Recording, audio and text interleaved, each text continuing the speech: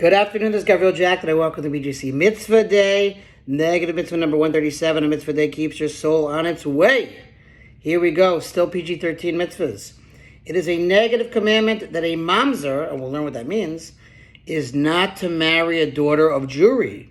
As the Torah says, a mamzer shall not enter the assembly of Hashem. The term mamzer denotes a person who issues from the conjugal union of those who are punishable for their intimacy by chorus, being spiritually cut off, except for a woman ritually unclean from the menses.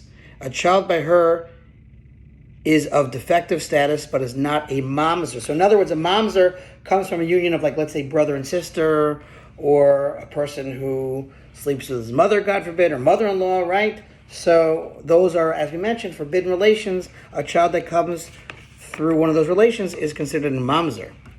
It is all one whether they, such children, are male or female. They are forbidden forever to marry into the Jewish community.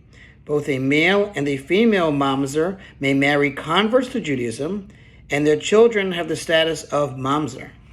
If someone was born from an unmarried woman, and she did not say by whom she conceived the child, or she said, quote, I conceived from this and this mamzer, the child is an undetermined possible mamzer.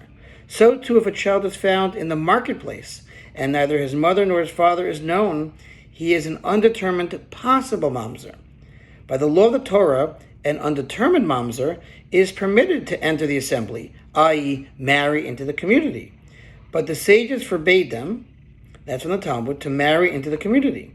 They're also forbidden to marry either a definite mamzer or an undetermined possible one. There is as well a mamzer by the law of the sages. For example, if a woman heard that her husband died and she remarried, but her husband was actually alive, and then her first husband was conjugally intimate with her while she was living with the second man, this son from that intimacy is a mamzer by the law of sages, by the law of the sages.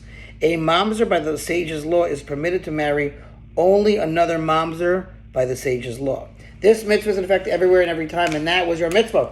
Thanks for listening to Response Feature Mitzvah 36 100 of the Gold. We'll see you tomorrow.